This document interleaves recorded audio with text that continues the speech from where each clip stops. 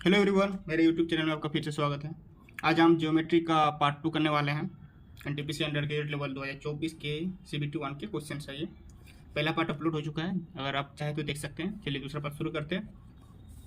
यदि किसी समबाहुभुज के प्रत्येक अंतःकोण की माप 140 डिग्री है तो उनके विकर्णों की संख्या निकालें। तो पहले भुजाओं की संख्या निकालना पड़ेगा। तो अंतःकोण की मतलब फॉर्मूला क्या होता है?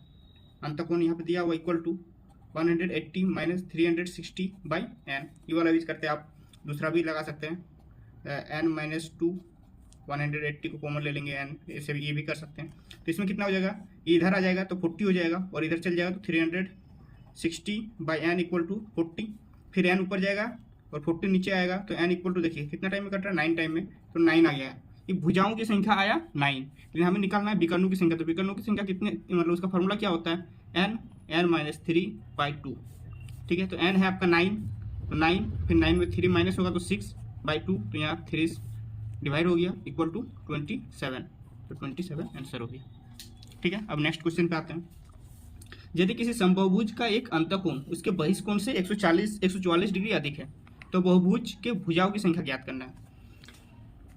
तो देखिए, पहले हमें मतलब कोण का वैल्यू निकाल लेना, चाहे बहिष्कोण का निकाले या अंतःकोण का। हम बहिष्कोण मतलब एक्सटीरियर एंगल का हम मान के चलते हैं। Exterior angle equal to X. तो इंटीरियर एंगल क्या होता है? भाई हम लोग का एक यूनिवर्सल फॉर्मूला है 180 minus x. 180 minus exterior angle मतलब दोनों को जोड़कर 180 होता है, तो एक माइनस हो गया। लेकिन यहाँ पर क्या दिया हुआ? 144 डिग्री अधिक है, मतलब इधर दिया हुआ पहले से एक्स एक्सटीरियर से 144 डिग्री अधिक है और इधर हम लोग को पहले से रहता है 180 माइनस एक्स है। एक्स इधर आ जाएगा 2x हो जाएगा और इधर जाएगा तो 36 बचेगा। तो 2x equal to 36, X equal to 18 हो जाएगा। क्या आया? ये एक्सटीरियर एंगल आया 18 डिग्री। तो एक्सटीरियर एंगल का फॉर्मूला क्या होता है? टोटल 360 होता है। कोई भी आपका पॉलीगन हो, बहुभुज हो, उसके एक्सटीरियर एंगल का सम 360 होता है। तो 360 सम होता है और 18 डिग्री एक है, तो अगर इसको डिवाइड कर देंगे तो टोटल हमें साइड्स मिल जाएंगे। तो 20 हो गया आंसर। 20 साइड्स है आपके। चलिए नेक्स्ट क्वेश्चन पे आते हैं। 11 सेंटीमीटर, 15 सेंटीमीटर, 16 सेंटीमीटर माप की 3 भुजाओं वाले त्रिभुज का क्षेत्रफल। देखिए 15 और 16 दिया हुआ है, 11 दिया हुआ है। ये तो आपका समकोण भी नहीं है और समद्विबाहु त्रिभुज भी नहीं है और समबाहु त्रिभुज भी नहीं है। तो इसमें जैसे ही आपको ये चीज़ दिख जाए आप हीरोन्स फॉर्मूला यूज कीजिएगा। हीरोन फॉर्मूला के लिए क्या चाहिए होता है? एस का मतलब तीनों साइड्स का सम, तीनों भुजाओं का योग, उसका हाफ कर देना है। तीनों भुजाओं को जोड़ेंगे कितना होगा? इधर हो रहा है 26, 16 42, 42 का हाफ करना है मतलब 21। और एरिया का फॉर्मूला क्या होता है? Under root S minus A, S minus B, S minus C. ठीक है, तो एस आपका 21 है। फिर 21 में अगर 11 माइनस करेंगे तो 10, फिर 21 में 15 माइनस करेंगे तो 6, फिर 21 में 16 माइनस करेंगे तो 5। ये अंडर रूट में है। यहाँ पे देखिए ये हो गया 30, ठीक है, और ये हो गया 10, 300 और 21, तो अंडर रूट 300 इंटू 21।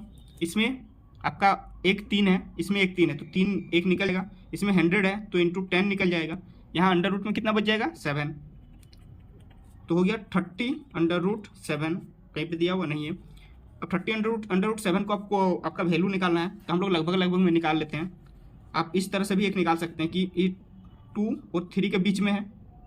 ठीक है, 2 और 3 के बीच कितना आपका नंबर्स है? और मतलब परफेक्ट स्क्वायर, जैसे 4 होता है इसका स्क्वायर, इसका 9 होता है, तो 5 नंबर है और बीच में 7 है। तो 7 कितना नंबर पे है? 5 6 7, 3 नंबर पे 8 9 हो रहा है। 3/5 6, मतलब 2.6 और 2.7 के बीच में होगा। हम लोग 2.6 मान के चलते हैं अभी। 30 इंटू 2.6 लगभग आ ही जाएगा इसमें वैल्यू। देखो 0 से एक पॉइंट हट जाएगा और 26 मतलब 26 को 3 टाइम करेंगे तो 78 होता है, 78। तो 78 के आसपास ये वाला वैल्यू दिया हुआ 79 सेंटीमीटर स्क्वायर, ये आंसर हो जाएगा आपका। नेक्स्ट क्वेश्चन आते हैं। किसी समकोण त्रिभुज की भुजाएं x सेंटीमीटर, x+2 और x+4 सेंटीमीटर है। त्रिभुज का क्षेत्रफल दिया हुआ है, तो परिमाप निकालना है। तो क्षेत्रफल क्या होता है समकोण त्रिभुज में? x into x-2, sorry x+2 और 24 सेंटीमीटर दिया हुआ है। यहाँ पर क्या हो जाएगा? x² plus 2x equal to 2 उधर जाएगा 24 हो जाएगा, सॉरी 48 आएगा। हम लोग इसको सीधा कोशिश करेंगे कि कोई वैल्यू बैठा दें। क्योंकि मान के चलिए यहाँ 4 बैठाते हैं, क्योंकि छोटा नंबर है आ रहा है, 4 बैठाएंगे तो 16 + 8 24 नहीं हो रहा है। 5 बैठाएंगे तो भी नहीं होगा, क्योंकि यहाँ 10 आएगा, यहाँ 5 आएगा। 6 बैठाएंगे तो 36 + 12 = 48 होता है। मतलब एक्स का वैल्यू आपका 6 आ गया। अब 6 आ गया तो यहाँ परिमाप बोला तीनों का जो 6, 8, 14 और 10 28, 6 और 8 सॉरी 6 + 8 + 10 18 24 सेंटीमीटर, 28 बोल दे रहे थे, 24 सेंटीमीटर इसका परिमाप भी निकल जाएगा।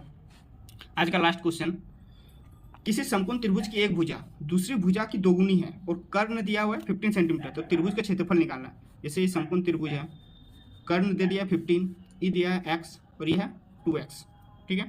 तो बोल रहा है क्या, त्रिभुज का क्षेत्रफल, तो त्रिभुज का क्षेत्रफल क्या होता है, हाफ इंटू क्या हो जाएगा 2x² हो जाएगा, और यहाँ 2 कट जाएगा, मतलब x² आपका बच गया क्षेत्रफल।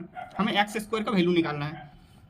अब यहाँ पे देखिए, यहाँ पे होता है ना कर्ण स्क्वायर 15² इक्वल टू दोनों का सम x² + 4x², ठीक है, हो जाएगा। दोनों का स्क्वायर का सम इक्वल टू इधर सम, तो इधर 2 ×